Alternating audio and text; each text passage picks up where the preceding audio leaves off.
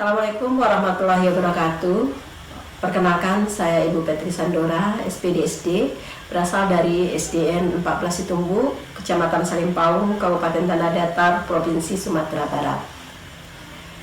Sebagai salah satu kepala sekolah yang lulus dalam Sekolah Penggerak Angkatan 2 tahun 2022 ini, maka saya berkeinginan sekali untuk bisa mewujudkan sekolah yang betul-betul bisa melaksanakan kurikulum Merdeka secara maksimal.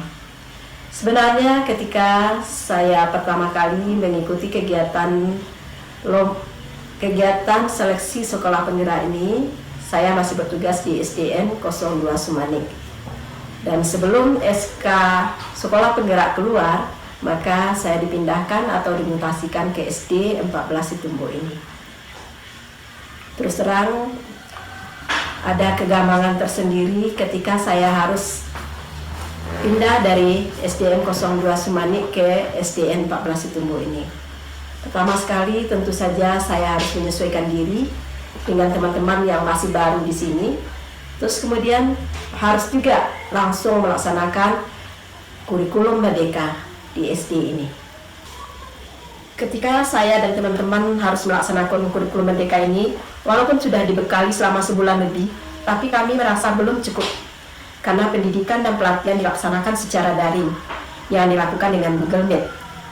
Di usia yang lebih dari setengah abad ini, tentu saja sudah banyak kekurangan kami dalam hal penggunaan IT. Tapi kami tetap berusaha agar bisa mengikutinya secara maksimal. Namun tetap saja kami merasa masih banyak kekurangan dalam menguasai materi-materi di kurikulum Merdeka, apalagi mengenai pembelajaran berdiferensiasi. Saya melihat bahwa guru saya belum paham betul mengenai langkah-langkah yang harus dilakukan untuk membuat modul ajar atau EPP yang berdiferensiasi, dan langkah apa yang harus dilakukan untuk mengelompokkan siswa sesuai dengan karakternya masing-masing. Sebagai pemimpin pembelajaran, saya menyampaikan bahwa pembelajaran berdiferensiasi adalah pembelajaran yang mengakomodir seluruh kebutuhan belajar siswa. Guru memfasilitasi murid sesuai dengan kebutuhannya, karena setiap murid mempunyai karakteristik yang berbeda-beda, sehingga tidak bisa diberi perlakuan yang sama. Dalam menerapkan pembelajaran berdiferensiasi, guru perlu memikirkan tindakan yang masuk akal yang nantinya akan diambil. Karena pembelajaran berdiferensiasi tidak berarti pembelajaran itu dengan memberikan perlakuan atau tindakan yang berbeda untuk setiap murid, maupun pembelajaran yang membedakan antara murid yang pintar dengan yang kurang pintar. Untuk dapat menerapkan pembelajaran berdiferensiasi di kelas, hal yang harus dilakukan guru antara lain adalah yang pertama, melakukan pemetaan terhadap karakteristik peserta didik, yang kemudian merencanakan pembelajaran berdiferensiasi, kemudian mengevaluasi dan refleksi pembelajaran yang sudah berlangsung. Pemetaan kebutuhan belajar merupakan kunci pokok kita untuk dapat menentukan langkah selanjutnya. Jika hasil pemetaan kita tidak akurat, maka rencana pembelajaran dan tindakan yang kita buat dan lakukan akan menjadi kurang tepat. Untuk memetakan kebutuhan belajar murid, yang kita juga memerlukan data yang akurat baik dari murid, dari orang tua, maupun dari lingkungannya. Terdapat 3 strategi diferensiasi, di antaranya diferensiasi konten, diferensiasi proses, dan diferensiasi produk. Sebagai seorang pemimpin pembelajaran, tentu saya harus bekerja keras dan pantang menyerah, memotivasi kawan-kawan untuk lebih memahami pembelajaran berdiferensiasi ini. Saya mendorong kawan-kawan untuk belajar bersama melalui platform Merdeka Mengajar atau yang lebih familiar dengan PNM, dan juga menyarankan kepada teman-teman untuk mengikuti webinar-webinar yang sering diadakan oleh instansi yang ada. Kami terus belajar bersama kawan-kawan, dan karena kami punya dana BOS kinerja yang diberikan pemerintah sebanyak 80 juta, maka di samping terus menambah ilmu dengan belajar secara mandiri di platform Merdeka Belajar, kami juga mulai mengadakan IHT atau in-house training bersama teman-teman di sekolah di bawah pimpinan pengawas kami. Di sini kami semakin paham, dan kami melanjutkan lagi pelatihan-pelatihan dengan beberapa orang narasumber provinsi, di antaranya Ibu Sylvie Herpia MPD, Ibu Riza Sapriani MPD, yang merupakan fasilitator dalam program sekolah penggerak ini. Dan terakhir dengan Bapak Supriyanto SPDMT, yang merupakan Widya Prada di BP PNP Padang. Pelatihan-pelatihan ini juga dihadiri oleh Kepala Dinas kami Bapak Zuhandi SPD, MN, dan juga Sekretaris Dinas Pendidikan. dan juga terus selalu dihadiri oleh pengawas-pengawas kami.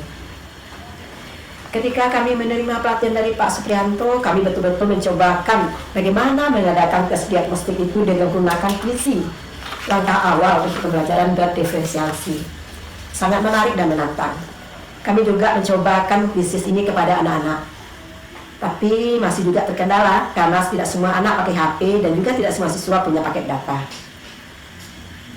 Dan yang paling kami sangat berbangga hati, karena ketika mengadakan pelatihan ini kami juga melibatkan seluruh guru kelas 1 dan kelas 4 serta guru PAI dan PJOK sekecamatan Selimpaun. Kami berasumsi bahwa kami juga harus berbagi, membantu teman-teman lain yang melaksanakan kurikulum merdeka secara mandiri. Karena sekolah-sekolah itu tidak mempunyai dana untuk melaksanakan pelatihan. Sampai hari ini kami mulai memahami dan mulai melaksanakan apa yang telah kami terima dari narasumber. Saya mulai menyarankan kepada guru-guru untuk mengadakan tes diagnostik, kemudian juga mulai secara perlahan membuat modul ajar dan RPP yang berdiferensiasi, walaupun pada awalnya masih memodifikasi modul ajar dari kementerian. Tapi sekarang perlahan mulai belajar membuat RPP sendiri sesuai dengan karakteristik peserta didik.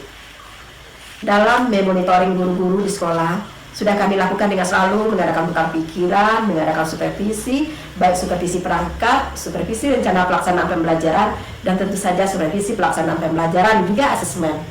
Kami terus merefleksi diri kami bersama teman-teman di sekolah untuk mengetahui apa kekurangan dan kelebihan kami. Begitupun dalam hal kegiatan ekstrakurikuler, kami juga menerapkan secara berdiferensiasi sesuai bakat dan minat anak kami. Kami mulai juga dengan menyeleksi siswa sesuai dengan keinginannya. Ada yang suka menari, menyanyi, olahraga, pramuka, tafis, musik, dan bagi anak-anak yang suka memukul-mukul meja, ada juga drum bandnya. Tidak terasa capek ketika melihat anak-anak melakukan kegiatan dengan penuh semangat dan ceria. Begitupun untuk proyek pembuatan profil belajar Pancasila di sekolah kami. Pada semester ini kami mengambil tema gaya hidup berkelanjutan dengan judul Sampah Dibuang Sayang, Sayang Dibuang Sampah. Dalam P5 ini, kami menerapkan dimensi bertakwa kepada Tuhan Yang Maha Esa, peduli lingkungan, kerjasama, mandiri, dan kreatif kepada siswa. Di kegiatan kami ini, kami menjadikan sampah menjadi barang bekas yang bermanfaat. Dan setelah melihat hasilnya, betul, ternyata banyak yang berdiferensiasi itu terlihat. Ada yang suka membuat bunga, ada yang membuat pajangan, dan juga ada yang membuat pot. Terakhir kita juga sudah mulai membuat komposter mini yang menjadi target kita pada hari nanti. Dalam menerapkan pembelajaran berdiferensiasi, tentunya kita akan mengalami berbagai tantangan dan hambatan. Guru-guru harus tetap bersikap positif. Untuk tetap dapat bersikap positif meskipun banyak tantangan dalam penerapan pembelajaran ini. Teruslah belajar dengan pengalaman yang bisa didapatkan dari teman sejawat.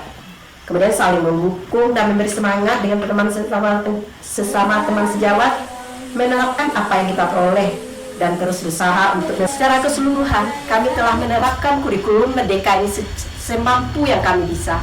Tetapi tentu saja kami masih butuh tambahan-tambahan pelajaran dari orang-orang yang berkompeten dalam hal ini.